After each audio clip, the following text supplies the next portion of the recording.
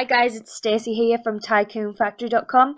I just wanted to make a little video today, a bit of a tutorial on how to publish your book on Kindle. It's something that I get asked time and time again, and I thought it would be quite useful for you guys. So here I am on kdp.amazon.com.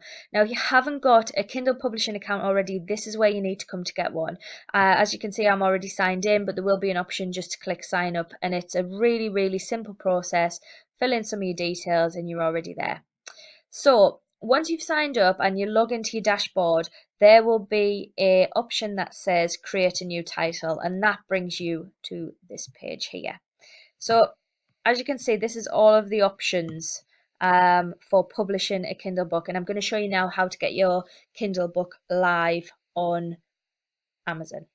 So first and foremost, you've got this option here at the top, which is, do you want to enroll this book in KDP Select? Now, I personally always enroll my book in KDP Select. The thought behind that is that you get slightly better rankings on Amazon.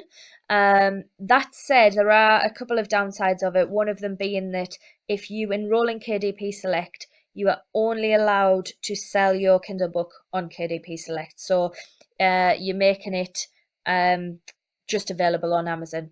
So the other benefits of that is that you do get a promotion tool, so you can offer a free promotion which other people can't do if they're not enrolled in KDP Select, so it is worth doing. So first and foremost, you need to put your book name in. So I've just wrote test here, as you can see. Now you might choose to use a keyword if you're doing a non-fiction book. For example, it might be a book on dog training. Your book might be called Dog Training for Beginners. So I would suggest trying to pick a title, particularly in non-fiction, that has a keyword in the title. However, if you are doing fiction books, this isn't so important, so just bear that in mind. Okay, second of all, you've got subtitle. This is optional, but again, I find it something that's quite useful, and it gives you another opportunity to sell your book. So you might want to write one of the benefits of it, learn how to stop your dog from barking, or something like that. If you are again doing fiction, again, it's not so much of an issue. But a lot of fiction writers do still utilize this space as well. You then come down and you've got this option here, which is this book part of a series? Now, once over, people used to just select this option and keyword stuff this. But I think Amazon's sort of caught onto that a little bit more now, and it doesn't really work as well. But what I would say is, if you if your book is part of a series, then by all means put that in. If it's not, then it's up to you what you do with that. It is an optional part. You can put a couple of extra keywords in there, but personally I just leave it blank now. That's what I've been doing for a little while.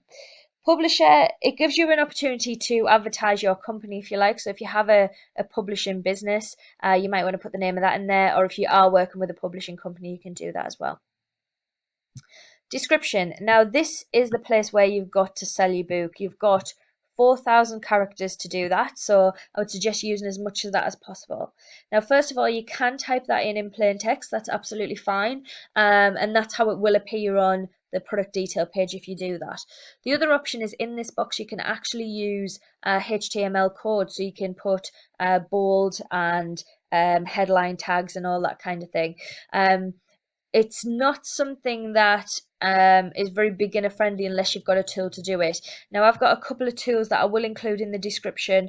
I think they're both paid tools, but I'm not 100% sure. But you might want to use those, you might not. But either way, use up your 4,000 characters, or as much of it as you can.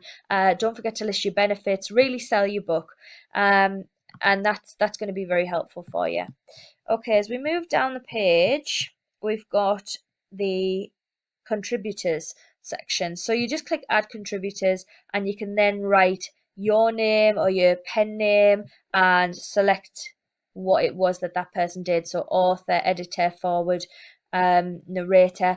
Now the thing is with that, you can have as many names in there as you want, so you don't have to leave anybody out, so that's fine. Okay, as we go down, you've got the language here. This is set to English as standard. On Amazon.com it is anyway. But if you want to change that, if your book is in a different language, then by all means do. So it's just a drop down menu. And then you come down, just leave this part blank. You come down to verify your publishing rights. So you've got two options here. You've got this is a public domain work, and you've got this is not a public domain work. Now, if you've wrote your book yourself, then you want to be selecting the second option. If you select this as a public domain work, all you're doing is giving other people the rights to sell your book. So the majority of the time, this is going to be the one that you're publishing, unless you are copying something like the Bible or something that doesn't have any publishing rights, and then in which case you would select this as a public domain work. Okay, categories. So if you scroll down here, you can just literally click add categories and just select the categories that are most suitable for your genre or your book. So as you can see, there's hundreds and hundreds of categories. They've all got drop down lists. You've got a fiction tab and a non-fiction tab. Just select the categories that are most suitable for your book. And you may find that as you go down the line that Amazon actually put your book into extra categories as well, which is always nice because it gets you more exposure. But for now, you're only allowed to select two, so select the two that are most closest to your niche. Okay, as we go down here, we've got keywords. I've missed these two sections out because they both are optional. As for the age range, if you've got a book that is a bit risque or you feel that it's sort of for an adult audience, you might want to put that in, but they are both optional, so you can just leave them blank. In the keyword section, you've got 7 keywords. Now, what I need you to do for this section is to really put yourself into the shoes of the customer.